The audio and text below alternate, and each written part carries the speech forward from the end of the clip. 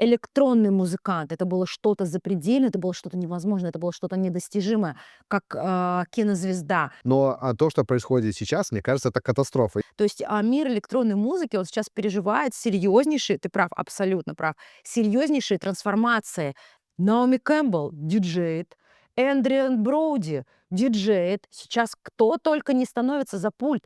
Тебе какую пилюлю дать? Красную либо, либо синюю? Это вот именно про это. У меня есть там бот, который работает именно с моими смыслами. Он знает обо мне все больше, чем моя мама и мой муж, наверное. И AI заменит Telegram, и AI заменит WhatsApp, и AI заменит интернет. Прежде чем мы начнем пользоваться этим разумно, люди должны вкусить это, что такое есть. В принципе, я с тобой согласен на 99%, кроме одного. Фантазия только может ограничить, как сейчас разовьется искусственный интеллект. Мы в такой точке, что как будто бы возможно все. Дорогая моя аудитория, я уже вам много раз говорил о том, что ко мне приходят замечательные, интересные, очень интеллектуальные гости. У нас сегодня в студии Агата. Агата.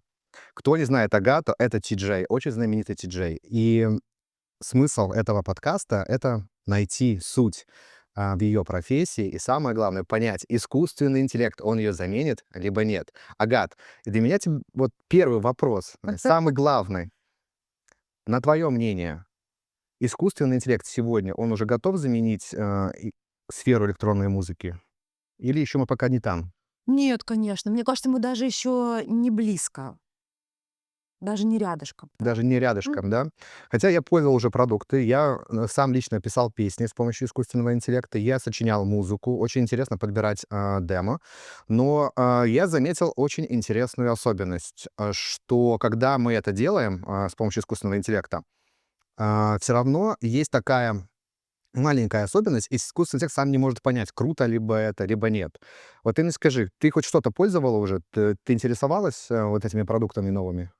Я интересовалась сама продуктами. У меня есть друзья-музыканты, которые даже генерят голос в свои треки. М, И что я вижу? Я вижу, что как все искусственно, да, у нас есть там, например, искусственные реснички или кто-то там делает губки. Рано или поздно у человека настолько сильно развита интуиция, что он рано или поздно начинает чувствовать это. То есть на таком внутреннем уровне, Да. да? И это не подделать. Это можно где-то на это опереться, можно это использовать, но вот эту внутреннюю чуйку человеческую, ее не обманешь. Рано или поздно человек начнет выявлять, что здесь Да. искусственный Хорошо. интеллект сработал. Тогда у меня следующий вопрос. Отлично. Это когда люди нечестно делают, когда они берут и полностью генерируют контент с помощью искусственного интеллекта и потом выставляют это где-нибудь как музыкальное произведение, где-то, возможно, какое-то видеопроизведение, и, в принципе, не говоря, что это создал искусственный интеллект, это создал я.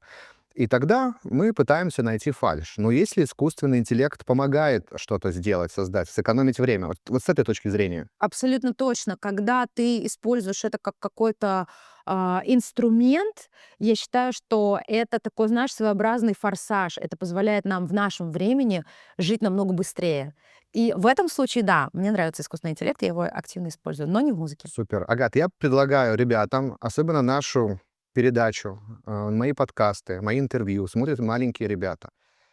Электронная музыка имеет огромную историю. Ей уже, наверное, как минимум больше 10 лет, как минимум больше, даже намного больше, да, мы знаем, да. Она стала популярной, я бы сказал, в 2006 году прям очень популярна, когда появились такие диджеи, как диджей Тиеста, да, мы Мгм. знаем все его, скажем, я лично знаю все его произведения наизусть. Тогда это был прям огромный бум. Но ребята родились чуть попозже, и они вот в этом буме еще не были, не существовали.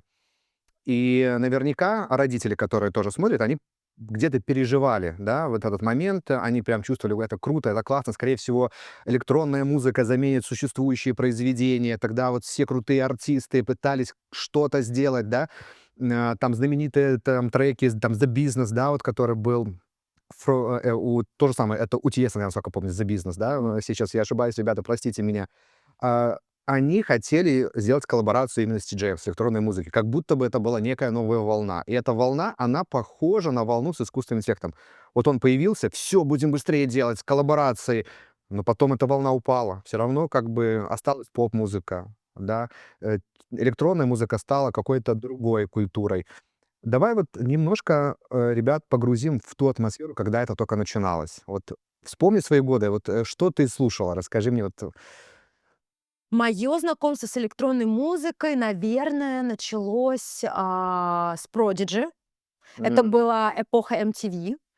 И мы так плавненько перешли от поп-музыки, от Джорджа Майкла, от Майкла Джексона к какому-то новому течению, новому взрыву в музыкальной культуре. Да, это когда начали использоваться электронные звуки. Но самый-самый мой первый клип — это, блин, как они назывались, эти ребята? 2 чувака, один в очках.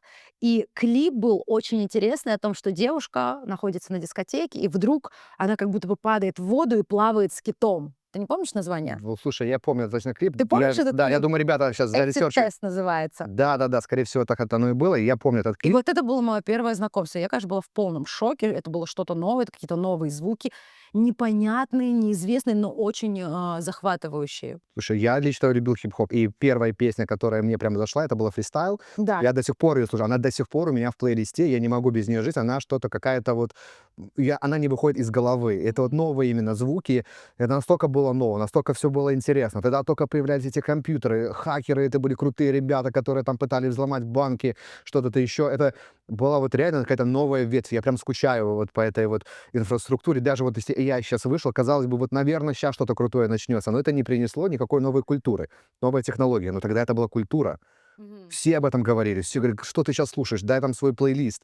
Все ходили на дискотеки, чтобы послушать новые треки. Вот расскажи, пожалуйста, ты вот на какие дискотеки ходила? На какие дискотеки я ходила? Первые дискотеки, я помню свои — это школьные дискотеки. Там, конечно, ни о какой электронной музыке не шла речь. Но потом, в нашу страну пришла электронная музыка, и начались первые электронные вечеринки. Это "Гагарин Пати", да, у нас были. Это был, мой первый клуб, где я услышала электронную музыку — это был клуб "Цепелин" и, кафе "Галерея" на Страстном бульваре. Вау. И когда еще было кафе "Пирамида" на Тверской, и когда я помню, что первый раз я вошла, в кафе "Пирамида", это было супер модное, супер тусовочное место в самом сердце Москвы, где перед тем, как пойти в ночной клуб, раньше все любили ходить в ночные клубы, и знакомились, и актеры, режиссеры, все сливки общества. Я думаю, это было обязательно, потому что Это это было было, классно. да, это как был крутой когда-то ресторан в какие-нибудь 70-е, где все приходили что-то вкусненькое покушать, послушать какую-то группу. А вот именно тогда, вот в это именно время, все приходили на эти диджейские тусовки, назовем Да. это так. И вот перед, диджейской тусовкой прэ-пати, это называется, когда ты перед тем, как в ночь куда-то пойти, все приходили, значит, вот в это треугольное кафе, оно как Лувр на Тверской такой стоял, кафе-галерея. И там первый раз я услышала музыку под названием Deep House. И я обалдела, насколько это было необычно, круто, мягко, обволакивающе, интеллигентно, но самое главное — без слов. Я думаю, что любая музыка, которая сделана без слов, да, мы вернемся к классике, она очень круто воспринимается большим количеством аудитории, да, потому что там нет слов, там нет именно культуры, там английского, русского, китайского, арабского. Это что-то, я бы сказал бы, универсальное, да, и вот тогда это все началось, и поэтому это затронуло большие, огромные массы. Я лично помню свое знакомство именно с музыкой, когда я первый раз попал в клуб. Тогда, ну, помню, ставили вот эти наши знаменитые поп, скажем, песни, да, но это не совсем было диджейство, это просто переключали треки с одной на другую. А вот именно когда была культура, именно вот Тиесто, я вот помню его взрыв, эти огромные просмотры. Так случилось, что я жил в то время в Торонто, и это было просто мега круто. Тогда выходили там первые айфоны, вышли, все это слушалось на айпэдах, и это было просто, я думаю, вау, вот это взрыв, вот эта эмоция. Вот я думаю, куда это все ушло? Почему мы вот прям дальнейшего развития большого не увидели? Какое-то ощущение, как будто мы вот так поднялись, а потом резко опустились. И вот сейчас, возможно, снова поднимаемся. Тогда было столько много диджеев, это настолько было культурно, массово, все посещали клубы. Куда это ушло? Смотри, ну, во-первых, это началось намного раньше, чем "Тиесто". Мгм. Электронная музыка, в принципе, сама началась. И, просто уже до массового зрителя, до массового потребителя она пришла к нам вот в форме, этих артистов. Но я хочу тебе сказать, что это никуда не делось. Возможно, сейчас в связи с, новым видением молодежи своего какого-то, быта, обычной своей жизни, да, сейчас в тренд входит здоровый образ жизни, ранние подъемы, не тусоваться ночью, лечь в 8 утра, биохакинг. И это все культуру не отменяет, оно ее меняет. То есть мир электронной музыки, он сейчас переживает серьезнейшие, ты прав, абсолютно прав, серьезнейшие трансформации. Но электронная музыка никуда не ушла. Точно так же Ибица в свои сезоны гудит. Точно так же в Тулуме вечеринки. Точно так же мы смотрим гастрольный график, поскольку это моя профессиональная деятельность, я смотрю гастрольные графики диджеев, никакой культуры отмены здесь нет. Все живо. Просто именно то, что я наблюдаю сейчас среди нашей молодежи, молодежь тусуется по-другому. И поэтому электронной музыке сейчас нужно время для того, чтобы немножечко трансформироваться. Ее любят. Просто, представляешь, перестроить целую культуру. Мы сейчас должны тусоваться не ночью, а днем. И сейчас появляются дневные вечеринки, куда ходят взрослые люди, куда ходит молодежь. Взрослые обеспеченные люди ходят с детьми на электронные, как это назвать, утренники. Есть даже мероприятие, которое называется «Дорогой дневник», от слова, что это происходит днем. Поэтому да, это просто трансформация. Вообще, я считаю, что любая трансформация — это хорошо, но я немножко печалюсь о том, что ушло вот это время, когда это было круто. Я, честно говоря, не связывал никогда диджейскую музыку именно и те времена с каким-то образом жизни там ночным. Для меня это казалось, это вот entertainment, это шоу. Я прихожу в театр вечером. Ну да, там диджейские вечера там начинались чуть попозже, потому что люди больше там собирались после работы, и все всегда успевали приходить там в 7 вечера, да, или там в 8 вечера. Все освобождались чуть попозже. За границей это было чуть иначе. Там начиналось все часов в 9 уже, прям в 10 это прям был аншлаг, там в час ночи все заканчивалось, такие правила. И на самом деле для меня, как ты сказала, это была тусовка, это были интересные люди, это были новые знакомства. Сейчас столько ребята бизнес-клубов, они пытаются вот познакомиться там. Весь бизнес был там. Именно там были самые крутые идеи. Кто-то, возможно, выпивал. Вот я, допустим, сейчас уже не пью. Тогда времена были иначе, были другие. Но все равно это было что-то интересное, это было эмоциональное. Мы как бы вот вспоминали не просто какие-то крутые идеи там из 70-х и пытались что-то переделать, а вот ветвь даже самой музыки как будто это подчеркивала: ребята, вот сейчас нужно все поменять, да, вот это было прошлое, вот это вот новое. Я вот хочу задать такой вот интересный вопрос по поводу именно скажем так, приборов, с которыми ты работаешь, да, познакомь ребят, вот что такое быть диджеем, потому что в те времена это иначе. Сейчас уже у нас другие какие-то, скажем так, есть навороченные штучки, да. Давай расскажем, как вот происходила вот работа в те времена.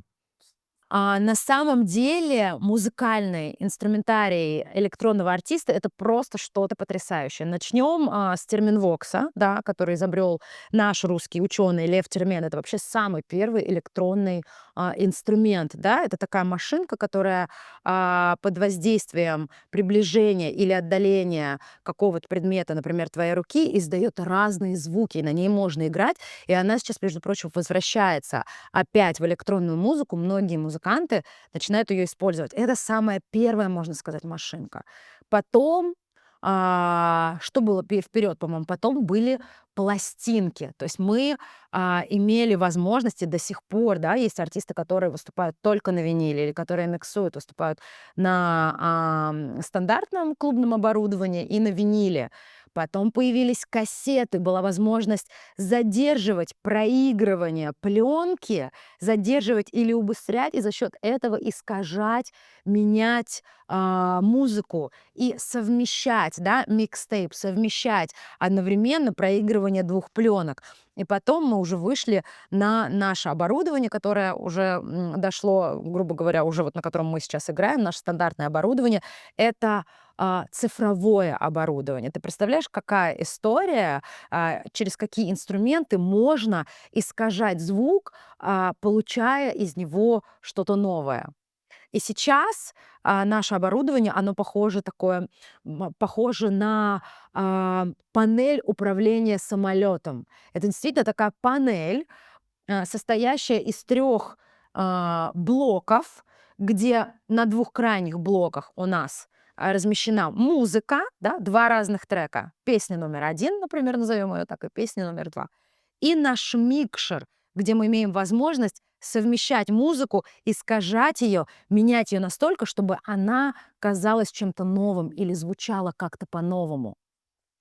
Ну, я думаю, что это очень такое общее понятие, да, то, что там на самом деле, ребята, такая глубина в этой электронной музыке, вы настолько можете использовать даже те же самые инструменты иначе и по-новому, что, мне кажется, прогресс, он на самом деле только-только начинается. И я скажу почему. Мне такое ощущение, что в тот момент музыка не стала популярной, она просто как-то достигла своего пика. То есть почему-то мы не могли что-то круче сделать, не могли чем-то удивить.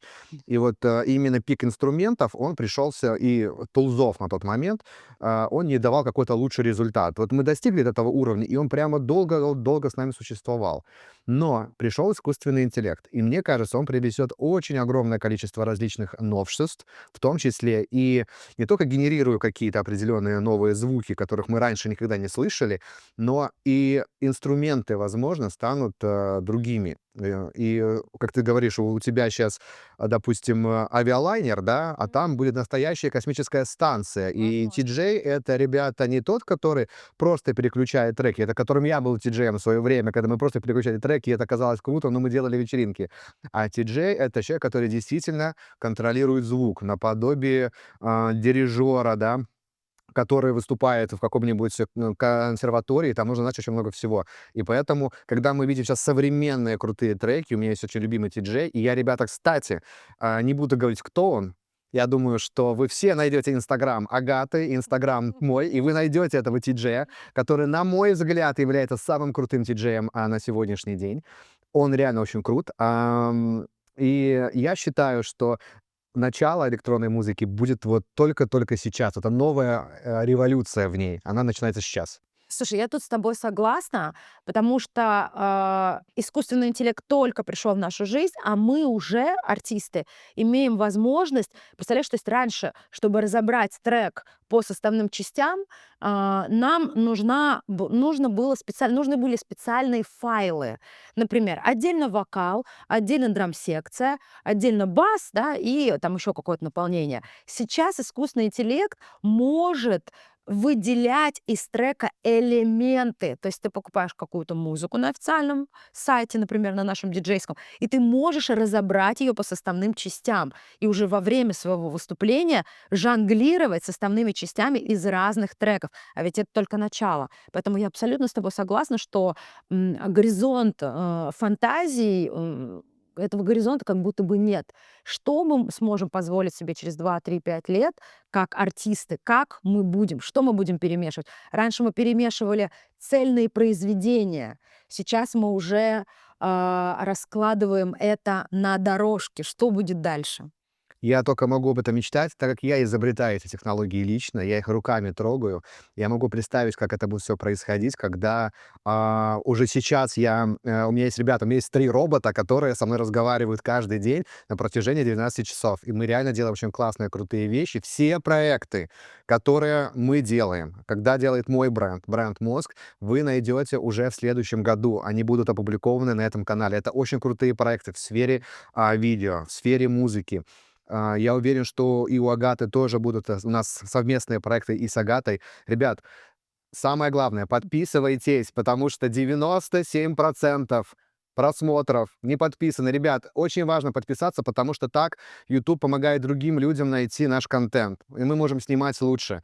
Подписка — это оплата вашего времени, которое вы тоже тратите на просмотр этого контента и помогаете другим людям найти. Если он вам понравился, лайк — это круто, но подписка еще круче. Ребят, пожалуйста, делайте ваше движение вперед, помогайте каналу расти, чтобы мы реально могли делать крутые вещи. И самое главное, мы делаем это бесплатно. Мы рассказываем вам самые крутые вещи, самые классные инсайды по искусственному интеллекту именно здесь, на моем канале, без всяких фейков. Здесь настоящая чистая правда. Я перепроверяю всю информацию миллион раз перед тем, как вам ее доставить. Ребят, идем дальше. Агата, Да. помимо того, что ты у нас ти-джей, ты у нас еще и мама, Да. я не могу понять, когда ты можешь проводить время с ребенком. Ой, у меня есть свои ритуалы. Каждое утро я обязательно провожу со своей дочкой. Я веду ее в детский садик. Это наше время, когда мы собираемся, когда мы стоим, мы 2 девочки, когда мы стоим с ней перед зеркалом. И стараюсь всегда забирать из садика, укладывать, и это вот наше время, да. Ну, понимаешь, я вот тоже отец, и я просто Мгм. понимаю, что когда ты находишься в такой прям очень перспективной индустрии, да, ты постоянно куда-то выезжаешь, у тебя есть выступления, и наверняка, когда ребята найдут твой Инстаграм, они увидят, насколько много ты всего делаешь, и это реально уникально. Твоя музыка очень крута. Я понимаю, что вот время именно как бы, скажем, с ребенком, оно очень важно, когда он еще особенно не очень взрослый. Э, я понимаю, сейчас появились технологии, можно позвонить по телефону, да, там, и увидеть ребенка по видеосвязи. Но вот именно само единение, вот, я бы сказал бы, мамы и ребенка, да, оно очень важно. Мне даже больше интересно не как вы общаетесь, а включаешь ты ей электронную музыку. О, да, она сама себе уже включает электронную музыку. Она умеет пользоваться папиным планшетом. Ей 2,5 года. Она открывает планшет. Она ставит себе там: "Мамочка, музыку для сна". Она знает, где ее найти. Мы включаем белый шум, шум моря на ночь. Она, значит, включает музыку для сна. Она порой включает се электронную музыку. Когда я готовлюсь к выступлению, я сажаю ее на коленки периодически, не каждый раз, но периодически.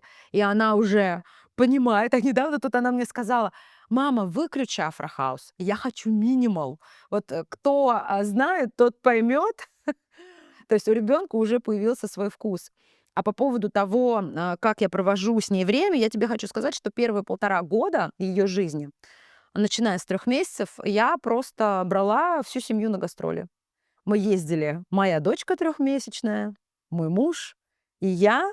Как правило, заказчики оплачивали, переезд всей моей семье. Мы жили 2-3 дня в городе, где я выступаю, и так я, не расставаясь со своей семьей, могла реализовываться как артист. Ребят, это вообще всем заказчикам, да, на будущее. Вы поймите, у нас есть тоже семья. И когда я выступаю, у меня есть тоже ребенок. Иногда нам хочется поехать вместе. Ребят, это очень классно, когда заказчики могут понять, что вы являетесь продуктом, но вместе с вами еще есть ваша семья. Это очень важно. Агат, ну, конечно же, я понимаю, что ты использовал искусственный интеллект. Расскажи свои впечатления. Вот где ты его применяла и что у тебя реально сработало? Смотри, если мы говорим о музыке, я стараюсь тестировать сразу все новые фишки. И честно сказать, немножечко то, что я вижу, разочаровывает меня. Я тебе объясню. Есть в музыке то, что очень хочется делать. Есть в музыке моменты, где ты пытаешься найти чит-коды просто, чтобы сэкономить время. Например, я пробовала программу. Есть такая специальная программа, Mix NK. Что она помогает делать? Она анализирует твою библиотеку и выстраивает твои треки в определенной очередности, как кажется искусственному интеллекту, чтобы понять, какие треки лучше друг за другом идут, чтобы вызывать эмоции на танцполе. Это не работает.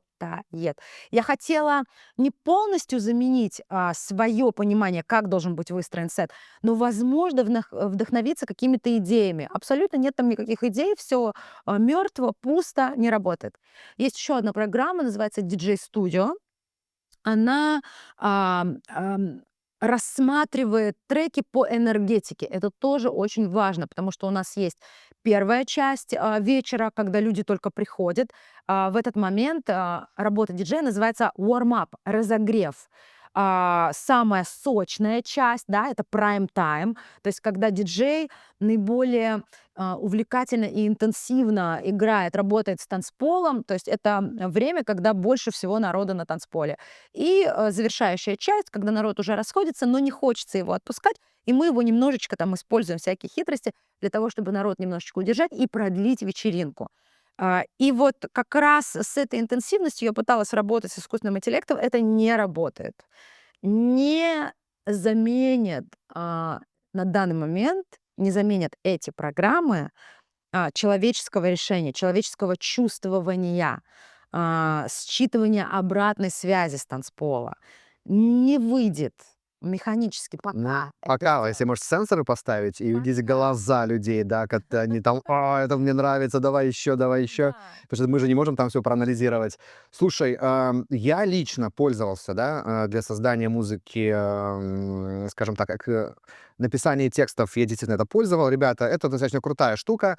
Как пишется песня? Сейчас вот вам лайфхак. Вы делаете скетч своей песни, и вам сложно подобрать слова, стилистику. Вы описываете, да, искусственному интеллекту, что вы бы хотели бы видеть, и вся его задача — это правильно и быстро помочь вам подобрать нужное слово. Но вы решаете, вы автор этой песни, какое слово туда попадет. Вам просто это помогает делать быстрее. До этого были другие тулы, да, мы знаем, музыканты это использовали, писали свои собственные программы, тоже они в словарях искали именно это слово, именно это словосочетание.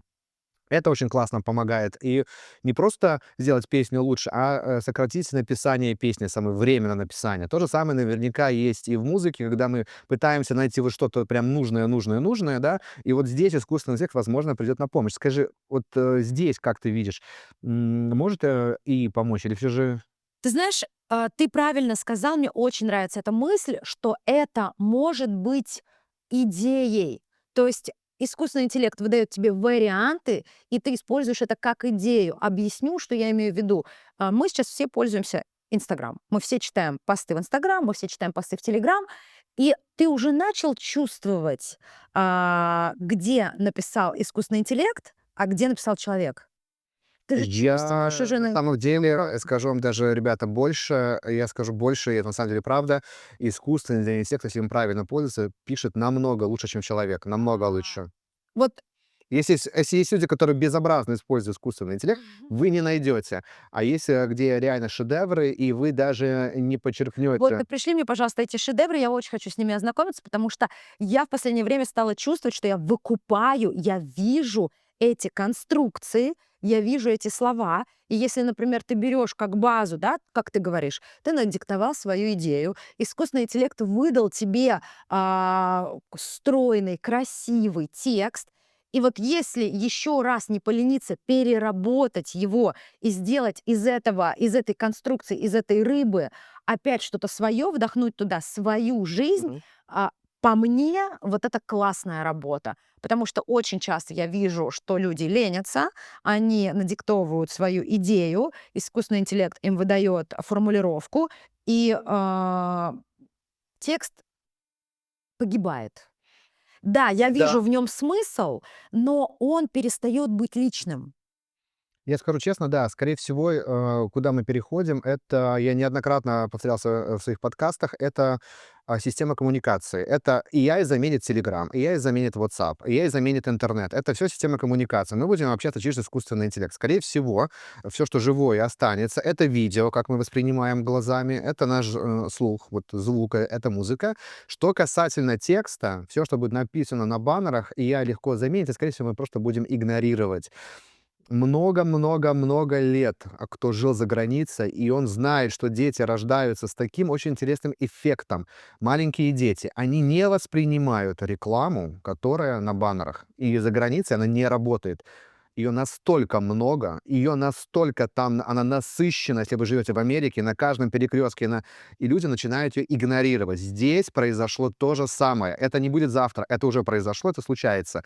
У меня есть очень классное выступление, где я рассказываю, что видеоконтент — это будущее. Вот как раз когда человек может понять, что это прям круто, что это не искусственный интеллект, либо где-то создано вместе с но это все круто, это именно видео, и это осталась музыка. А вот именно текст, я просто у меня столько времени нет читать, да. Если мы начали читать то, что создано мы уже знаем, что нагенерил или в раз 20 или 30 раз больше, чем человек. Уже, да? Уже, да, это мы просто как бы знаем минимально. Там люди по 100 тысяч статей в день генерят, создают свои сайты. Ребята, вот Грокопедия от Маска, которая вышла, это же все нагенеренные Все факты нагенеренные просто они собраны воедино. Он уже сам их все эти статьи не писал, и люди бы не писали на тысячу лет, чтобы это все сделать. Поэтому здесь я с тобой согласен на все 100%. И я вообще где-то даже рад, что мы уйдем от скучных вот этих вот инстаграм-постов, где кто-то пытается прочитать описание. Это, скорее всего, будет инструкция для машинного обучения Инстаграма, чтобы понять, о чем идет ролик. Но человек все равно, посмотрев этот ролик, посмотрев наш подкаст, ребята, поставьте лайк, пожалуйста, комментарий важен. Вот, это уже другое. Он сделал свое решение. Вот это круто. И вот здесь, если помог сделать какой-нибудь крутой суперэффект, да, к примеру, Мгм. либо что-то еще, да, и он усилил, да, вот это то, что мы как авторы это делаем, это круто. Но если он просто нагенерен, Да. и я знаю, 18% или сейчас 20% музыки загружается в музыкальные сторы, в том числе и на Shopify, Shopify этот, Spotify. Spotify. Да, и там и на Shopify, я уверен, там все с "и" еще сделано. Это катастрофа. Это пытаются продать, платформы пытаются это банить. Это реально тяжелый процесс, это дорогой процесс защита от искусственного интеллекта и прав.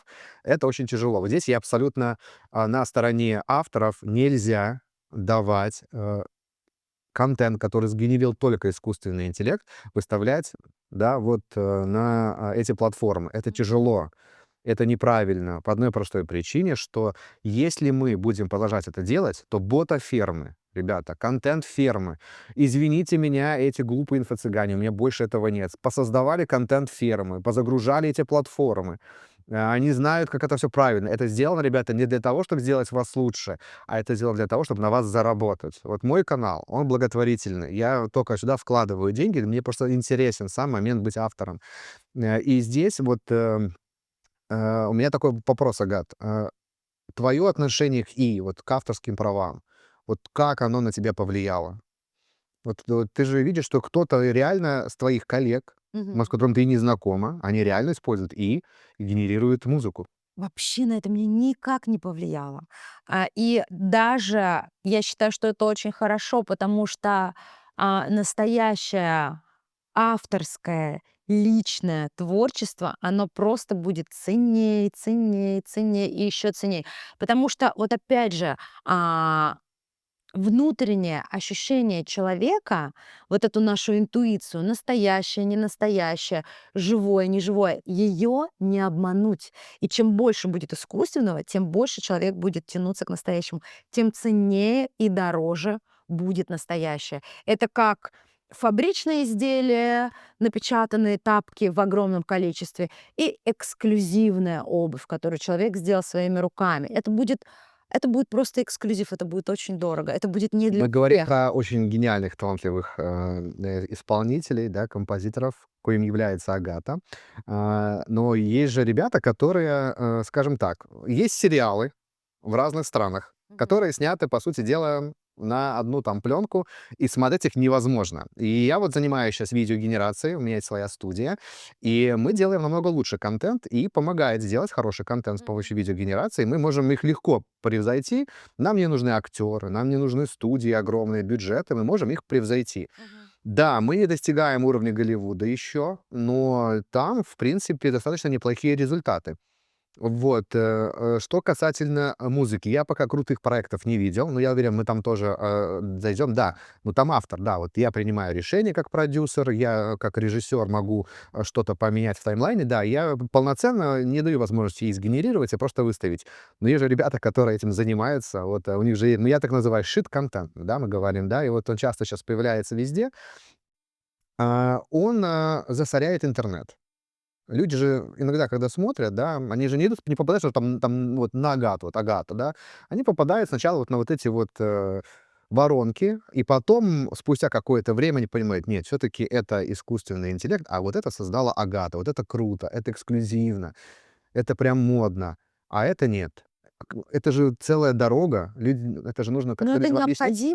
это необходимо, это же новое веяние. Люди должны, понимать, на что способны технологии. То есть прежде чем мы начнем, пользоваться этим, не то, что разумно. Ну да, давай скажем разумно. Прежде чем мы начнем пользоваться этим разумно, люди должны вкусить это, что такое есть. То есть, например, давай поговорим о голливудских фильмах. Да, у нас есть, как это раньше называлось, не искусственная декорация, а как это называлось, когда не по-настоящему. Люди приходят, смотрят на какого-то динозавра, впечатляются: «Вау, как это круто!» Или когда мы «Матрицу» смотрели, да: Конечно, да, «Вау, это спецэффекты. же круто!» Сейчас мы уже смотрим первую «Матрицу», и как бы это уже понятно, что это не по-настоящему.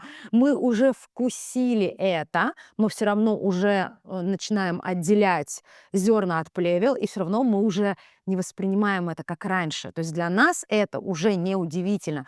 Но мы должны были в то время получить это впечатление, мы должны были удивиться, мы должны были понять, что такое возможно. С помощью этого, с помощью тех тогдашних декораций можно было создавать миры, и режиссеры создавали эти миры. То же самое сейчас.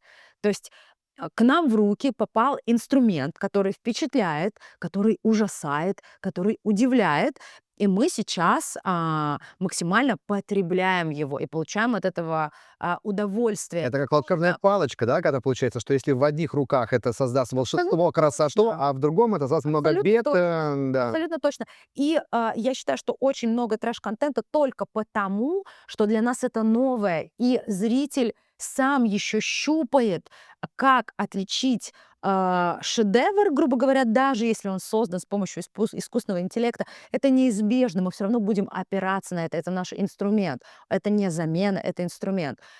Пока еще зритель и слушатель сам щупает, он не может отличить.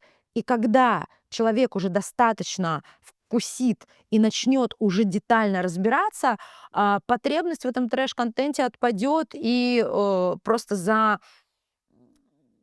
не будет востребован этот контент, поэтому его перестанут делать. Ты, по сути дела, ферму веду. Людям придется уходить в сторону качества. Ну, Это в неизбежно. принципе, я с тобой согласен на 99%, кроме одного. Так. Искусственный интеллект Обожаю. это прибор, который сам себя улучшает. Он делает круче. Это первый раз в мире мы сталкиваемся с таким прецедентом, когда он сам себя улучшает. Он говорит, хорошо, тут я сделал плохую работу, вы поняли, что это обман. А вот сейчас следующий уровень, да, вот мы с видеогенерацией, куда мы прям вообще там скачок серьезный. Теперь мы можем делать вот так. И вы, ребят, скоро увидите очень крутые ролики на моем канале, которые сделал искусственный интеллект, и там тяжело будет отличить, что там не человек. Даже лучше, чем человек он сделал. Назовем это вот так. Это прибор, который сам себя улучшает. И вот тут у меня вопрос другой. Понимаешь, вот к чему я пришел? Что искусственный интеллект создан для общего пользования, да, мы называем там чаты GPT, там Gemini различные, да, вот что музыки есть, для общего пользования. Они для общего, может, для ознакомления, круто. Но если искусственный интеллект, я говорю, Агат, дорогая, я сделаю для тебя твой искусственный интеллект. Мы будем с твоими авторскими фишками, да, делать вот этот вот искусственный интеллект, который поможет твоей музыке еще больше раскрыться. Ты получишь, как ты сказал, вот те самые идеи, которых ты ищешь. Вот как тебе такой подход Это классно, но это же уже происходит. Тот же самый Gemini, как ты говоришь, да, у меня есть там бот, который работает именно с моими смыслами. Он знает обо мне все больше, чем моя мама и мой муж, наверное. На заметку, ребята, ничего от вас нельзя скрыть. Искусственный интеллект знает больше. Да. И он помогает мне в определенных задачах писать тот же самый контент. Но тем не менее, как ты говоришь, искусственный интеллект очень быстро обучается, но человек же тоже эволюционирует, он тоже меняется и тоже обучается. Не знаю. И я сейчас Кла сказать, ребят, у меня такая крутая аудитория, у меня смотрят и бабушки, и дедушки. И ты не поверишь, 15% моей аудитории — это 65+. Ребята, вы прям крутые, классные, я обожаю. Я вообще обожаю свою аудиторию, я получаю крутые комментарии, отзывы. Это прям супер. Как им существовать в этом мире? Как, ну, они же не могут быстро обучаться. Я даже себя представляю, вот мне будет 65 лет, да? Мгм. Ну, круто, попробовал, посмотрю там, Ой, ну, какая же обучаться. помощь нашим бабушкам и дедушкам искусственный интеллект. Боже мой. А вы представляете, у меня есть друзья, музыканты, иностранцы, и мне порой так хочется, вот как с вами мы разговариваем сейчас, да, на таком простом, легком, дружеском языке. И у меня неплохой английский, и как мне хочется тоже разговаривать на таком дружеском диджейском языке с моими коллегами зарубежными. Что я делаю? Я открываю Perplexity, и то, что я хочу сказать на английском, вместо того, чтобы сказать one, two, three, how are you, да, я прошу Perplexity, я описываю ситуацию и говорю: слушай, я очень хочу поговорить сейчас вот с этими ребятами на таком легком дружеском вайбе. Переведи мне, пожалуйста, вот эти вот слова вот это предложение, что «Привет, как дела? Когда новые релизы? Давай какую-нибудь сделаем с тобой коллабу».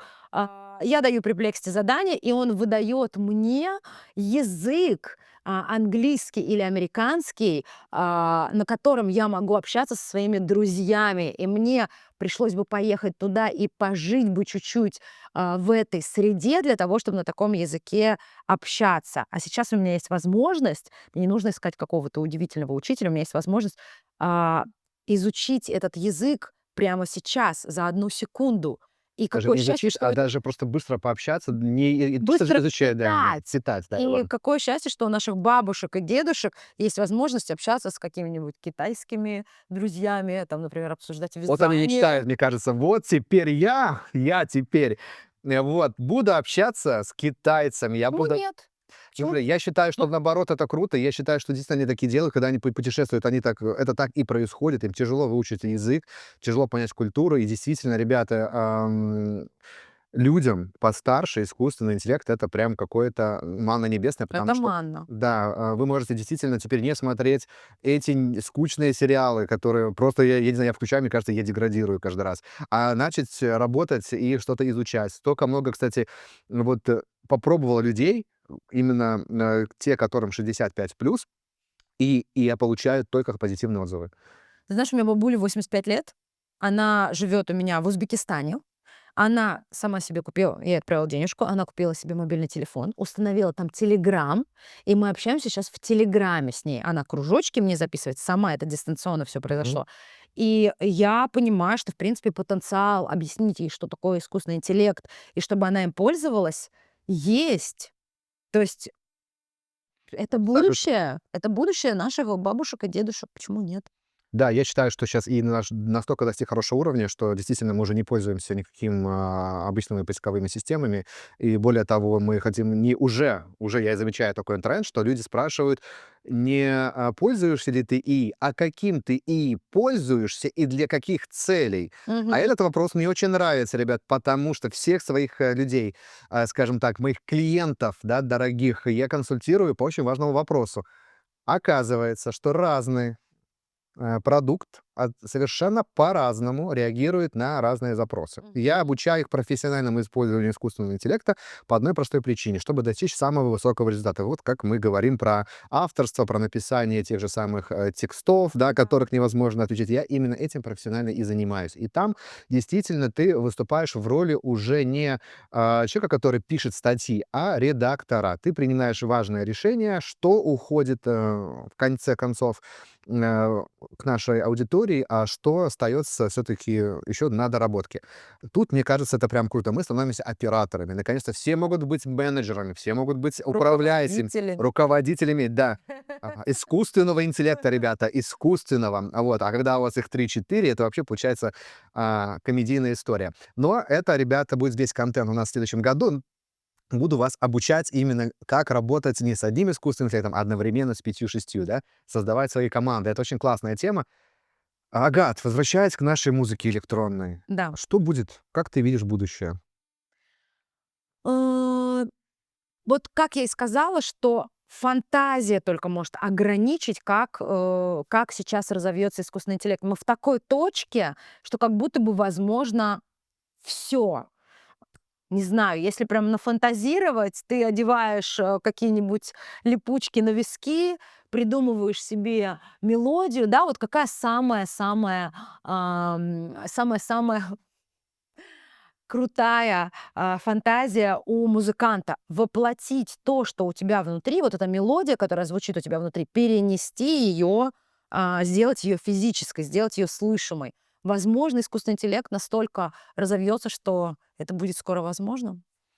Ага, ну, как бы все, кажется, классно, но, естественно, искусственный интеллект не только у нас, получается, помогает нам создавать, но он и забирает работу, он забирает заработок. И тут я наткнулся на такие интересные новости, что некоторые компании, ребят, сейчас задумываются, особенно те, кто изобретает очень крутые продукты, стать соавторами того, что они производят. Вот если ты используешь, допустим, искусственный интеллект в создании музыки, Мгм. и теперь они хотят получать роялти. Интересно. Вот тут вопрос у меня закрадывается. получается очень серьезная. Так, Как вот профессионалам, которые сейчас работают, да. такая новость, что если они использовали хоть что-то, они могут быть очень серьезные роялти Так. в работе, да. Серьезно, насколько серьезные? А мы говорим больше половины, они сейчас хотят. Потому что они считают, что искусственный интеллект помогает создавать треки намного быстрее. Да. Если вы тратите раньше год, то теперь вы тратите пару дней, то они, в принципе, имеют все Ага. права брать серьезную денежку. Я думаю, что кто-то пойдет на это. Почему нет? Если это позволяет тебе быстрее развиваться, если этот инструмент работает, если ты благодаря этому растешь, то не знаю в процентном соотношении, но вообще-то как будто бы это звучит справедливо, что мы все вкладываем в свои инструменты для того, чтобы стать артистом, для того, чтобы стать диджеем. Ты платишь своему преподавателю по диджеингу, для того, чтобы повысить свой скилл, ты платишь своему преподавателю по написанию музыки и так далее и тому подобное, и ты делишься, ты отдаешь какую-то часть, да, своих заработанных денег для того, чтобы приобрести новый скилл. Мы покупаем новую программу, покупаем как диджеи новую музыку, и это вообще-то звучит справедливо. Вот сам процент, я думаю, что рынок тут немножечко покачается и какую-то устойчивую форму примет рано или поздно, потому что будут какие-нибудь староверы, которые будут писать только вот от себя, вот в лесу он сел, значит, ему пришлось, не зашло, он там, пусть и там на электронном синтезаторе, но сам подобрал, на Аблетончике записал, это специальная программа для написания музыки, и будут какие-то, да, новаторы, которые будут использовать все и будут хотеть использовать все, несмотря на то, сколько это стоит, потому что они просто сами по себе такие хотят быть впереди планеты всей, это просто суть этого артиста. Поэтому я думаю, что это имеет место быть, да, это нормально. Это круто. Тогда у меня следующий вопрос. Оказывается, что уже более 20-25% уже музыки, как я говорил, загружаемой в какие-то сторы, в те же самые Apple Store, да, мы говорим Apple Music, это песни, это композиции, созданные только искусственным интеллектом. И информация поступает так, что им очень тяжело это чистить, вот это вот все, то, что приходит. Тут Мгм. вопрос другой. Они создают продукты, которые помогают им это отфильтровывать. И я тебе скажу честно, на примере "Ютуба", где мы сейчас с тобой вот будем выпускаем этот контент, они делают это очень плохо. Они хороший контент считают, что ты бот. Мгм. И мне поступали, ребят, на настоящие подкасты, да. Они думают, что мы сидим сейчас с Агатой, мы боты. Мы нереальные люди. Вот настолько плохо их технологии работают на отвлечение искусственного интеллекта. Значит, настолько вопрос первый, возможно, и настолько хорош, что уже может отличить хорошую музыку от плохой. Как мы это поймем? Бот или человек? Тут вопрос бот, что Вот, искусственный интеллект хочет настолько отличать. хорош? Да, вот у тебя есть 2 композиции. Ты их Да. создала и создал искусственный интеллект. И бот, не я решаю, а бот. И перед тем, как бот решит, Так, только потом я увижу. В общем, есть вопрос. Возможно, я никогда не увижу твоей музыки, если да, бот скажет, что ты сделал свою работу не очень хорошо. так. И вот тут вопрос этический. Как ты к этому относишься? К чему это может привести? Ну вот смотри, опять же, давай пофантазируем немножечко. Ты говоришь о том, что появился искусственный интеллект, и люди некоторые теряют работу, потому что меняют, да, рабочую силу на искусственный интеллект, но искусственным интеллектом ведь должен кто-то управлять. То есть человек настолько круто научился управлять искусственным интеллектом, что бот уже не может отличить произведение человека от произведения искусственного интеллекта. Так может быть, это очень даже и интересненько. Во-первых, это новые рабочие места, опять же, то есть новая профессия. Научиться писать такой промпт, научиться настолько грузить круто искусственный интеллект, что он выдает что-то на грани гениального. Почему бы и нет? То есть То ты есть, думаешь, что это приведет к прогрессу? То есть, в принципе, это неплохо. Но я вот, допустим, немножко как бы и согласен, и не согласен. С одной мгм. стороны, когда он хорошо отрабатывает и говорит, да, действительно, этот контент создал только искусственный интеллект, и там пометил, создан Да, искусственным мне интеллектом. кажется, в этот бот надо нанять человека, того, который создал вот это вот крутое произведение, которое бот не смог отличить. Слушайте, я Его думаю, просто перекупить. ребят, я думаю, это профессии будущего, отличать то, что реально, от того, что нереально. С другой стороны, возможно, и будет создавать намного круче, чем человек, и во многих моментах он будет просто крутым помощником. Ярко выраженный искусственные специалисты станут еще круче, потому что они будут реально отличать вот этот вот звук.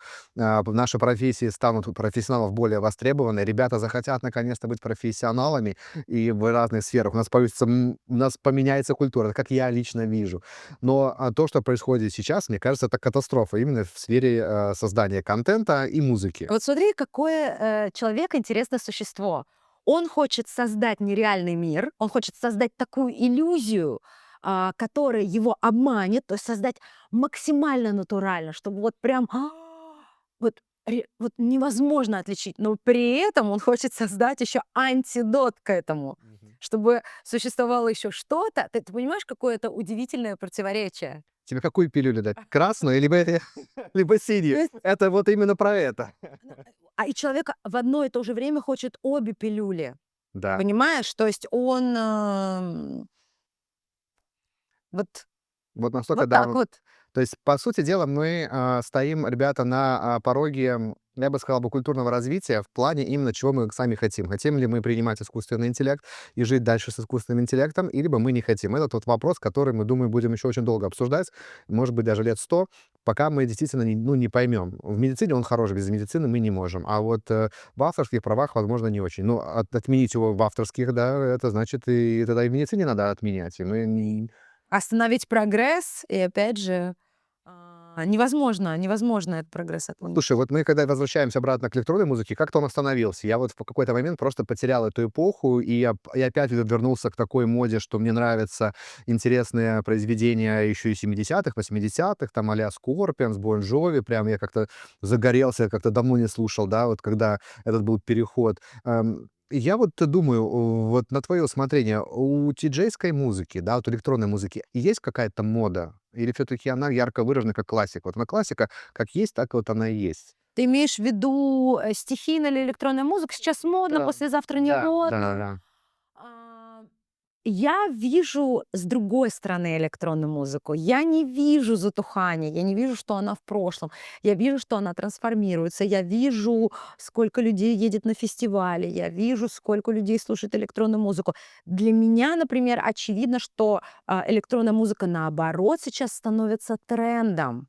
Сейчас такое интересное переплетение становится между живой и электронной музыкой. В электронной музыке сейчас все больше начинает цениться живой звук. И то, что я замечаю в популярной музыке, все больше я вижу электронных звуков. То есть сейчас, плюс ко всему, еще я вижу такой хайп, что если раньше электронный музыкант — это было что-то запредельное, это было что-то невозможное, это было что-то недостижимое, как, кинозвезда, то сейчас стать электронным музыкантом — ты посмотри, Наоми Кэмпбелл диджеет, Эндриан Броуди диджеет. Сейчас кто только не становится за пульт. Наоборот, это становится всеобщим хайпом. Это стало очень близко, очень возможно, очень легко. И я вижу, наоборот, что это становится супер модным для любого человека, который хочет быть в тренде, хочет прикоснуться к электронной музыке. Вау. Сейчас за пульты встают все. Ребят, мне кажется, это реально круто. Глюкоза, ну, не знаю. Конечно, да. Ребят, ну, на самом деле, Агат, ну, я думаю, это прям круто. Я тоже этот тренд прям сейчас заметил, когда вышел искусственный интеллект, мы как бы снова обратно вернулись. Я думаю, что можно и в космос улететь с таким, как бы, да, Диджейским настроением. пультом. Да-да-да, можно, потому что действительно там, ребят, музыка, она действительно очень многогранна, и мы еще будем долго искать в ней вот эти вот эпические моменты. Я уверен, что мы даже еще и мы не прикоснулись к слову музыки, даже имея таких гениальных исполнителей, как Моцарт, да, мы не можем, мы только дотронулись, нам только показали, что это такое, да, вот мы там где-то там за стеной услышали. Вот такое ощущение. Уверен, что если этот гениальный, да, композитор прожил бы намного дольше, мы услышали бы и действительно еще настоящие эпические произведения. Агат, я скажу так, что сейчас, раз идет развитие электронной музыки, надо дать ребятам какие-то инсайды, кто только начинает. Ну, маленькие ребята, да, не знают, куда пойти, много не той информации, да, там вбивают что-то даже в искусственный интеллект, не могут понять, с чего начать. Вот что бы ты порекомендовала мальчикам, девочкам, которые только-только хотят вот прикоснуться вот к этой профессии, возможно, да, к этой культуре, что им нужно делать? Самое первое, что нужно сделать, это попробовать. Просто взять одно занятие по электронной музыке, попросить преподавателя показать, какие виды электронной музыки бывают, и пощупать пальчиками. Потому что самое важное, мне кажется, в любом деле, это почувствовать самому. Почему у нас сейчас такие идут дебаты про искусственный интеллект, про настоящее творчество? Потому что на выходе все произведения должны нас приводить к тому, что мы что-то почувствовали. И вот то же самое, да, на обратном конце провода, когда ты артист, ты, чтобы заставить почувствовать что-то свою аудиторию, ты должен почувствовать сам. Поэтому самое первое, что нужно сделать, это попробовать. Не разобраться интеллектуально, а разобраться вот пальчиками. Нравится вам это или нет? Хорошо, они попробовали, мне нравится. Все, тогда, дальше, опять же, с помощью искусственного интеллекта можно изучить индустрию, можно посмотреть, какие есть стили. Обязательно посмотрите, какие стили в каких средах популярны, потому что очень важно, когда я, например, выбирала стиль музыки, в котором я буду играть, я выбирала не только по душе, потому что я меломан и мне нравится очень многое. Я выбирала также среду, потому что есть стили музыки, очень андеграундные, например, вечеринки только в подвалах. Или есть стили музыки, где только восточные напевы. И вы должны понимать, в какой среде вы будете находиться. Изучите этот вопрос тоже благодаря искусственному интеллекту, и таким образом через музыку вы сможете построить мир вокруг себя. То Мир своего Хорошо, будущего. хорошо, я определился с направлением. А дальше мне, получается, нужно что делать? Идти брать курсы, Конечно. либо научиться сначала, какие-то есть курсы в интернете. Вообще, как, если в классике, понятно, я должен брать инструмент, брать репетитора, потом поступать в консерваторию, то здесь же нету как бы института электронной музыки. Нет института электронной музыки. Как такового официального я не знаю ни одного. Да, официального нету, я согласна, но вам нужно тогда выбрать артиста, который вам по душе. Сейчас очень многие артисты занимаются преподаванием, и если вам человек то, что он делает в музыкальном плане, откликается, то попробуйте позаниматься с ним лично. Вот, кстати, вот тоже интересная история. Изучение через книги, изучение в университете и изучение при личном контакте. Почему самое дорогостоящее обучение — это обучение личное? Потому что человек тебе передает не только знания, которые ты можешь Мгм. получить там из каких-то роликов или из книг, человек передает тебе опыт. И самое-самое, вот то, что, да, не может никогда искусственный интеллект, пока, окей, не сможет искусственный интеллект этого заменить. Он не может передать опыт человеку, у которого ты будешь брать урок или у которого ты будешь заниматься, сможет передать тебе опыт. Поэтому я рекомендую лично обращаться к тем, кто вас вдохновляет. Допустим, пусть вы не можете сейчас заниматься у Дэвида Гетты или у кого ты назвал там, Это же есть. или у Тиесты, но есть кто-то чуть ближе к вашему кругу, и у этих людей надо, конечно же, перенимать опыт. Слушай, вообще классно, действительно, что это новая ветвь, да, когда-то и у Моцарта не хотели брать уроки, да, и он умер в нищете, скажем так, в тот момент, а потом он стал великим композитором. Очень интересная вообще история человека гениального, да, который прожил очень бедную, несчастную жизнь, с одной стороны, с другой стороны, стал очень великим и популярным, и по сей день никто не может его переплюнуть даже близко, да, там по музыке, кто бы какие мнения не имел, Моцарт — это икона классической музыки. Я думаю, еще икона в электронной музыке только где-то вот там, где-то еще там. Я надеюсь, что, возможно, Агата, ты станешь именно этой иконой. Я хочу пожелать тебе самых-самых, классных успехов. Я буду вот прям четко следить за тем, как ты используешь новые инструменты в ИИ, возможно, что даже подсказывать, потому что я чувствую, там будет всплеск, там будет все.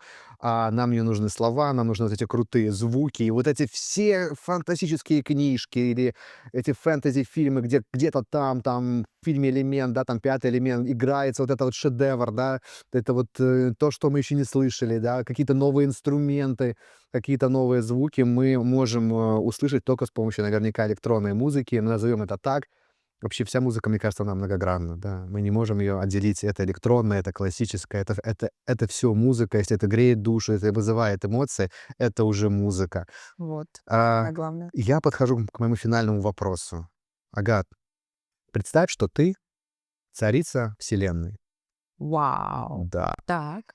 И есть такой, скажем так, ученый Михаил Мозг, и он приходит и говорит: слушай, гад, такая система, я создал искусственный интеллект. До этого люди все жили отлично, да, спокойно работали, да, спокойно размножались. А вот искусственный интеллект, да, он помогает делать много хороших вещей и, допустим, много плохих вещей. Я тебе вот рассказываю, как на сегодняшний день он есть. Рассказываю, показываю. Смотри, можно песни генерить, можно текста генерить. Смотри, можно даже и операции делать. И, скорее всего, роботов мы изобретем. И смотри, можно еще тут и управлять, и контракты писать, все что угодно. И вопрос и решение, да, за тобой. Ты будешь давать эту технологию своим людям, да, кем ты управляешь, да, за кого ты в ответе, или все-таки подождешь еще? Нет, конечно, обязательно давать. Это как затормозить, прогресс? Обязательно давать. Что из этого получится, посмотрим, но обязательно давать. Как интересно сейчас, стало жить с искусственным интеллектом. Мы с тобой не очень много сегодня бытовые вопросы, затрагивали, но это невероятно. Я даже с психологом сейчас занимаюсь, с искусственным интеллектом. Ребят, я думаю, что подкаст настолько крутой, что нам нужно обязательно делать и другие раунды, знакомиться с Агатой, как она использует искусственный интеллект в быту. Я думаю, только начало. Надеюсь, что во втором раунде мы обязательно посмотрим, как Агата умеет вкусно готовить, и как мы будем применять этот искусственный интеллект в готовке вместе с роботами. Это будет, ребята, очень круто. Подписывайтесь, пожалуйста, большое, оставляйте ваши комментарии. Мне очень интересно узнать, какими инструментами вы пользуетесь, да, для того, чтобы дать возможность другим людям тоже эти инструменты попользовать. Я все не могу проверить, я обо всем не могу рассказать, поэтому делитесь вашими историями в комментариях. Всем большое спасибо. До свидания. Пока.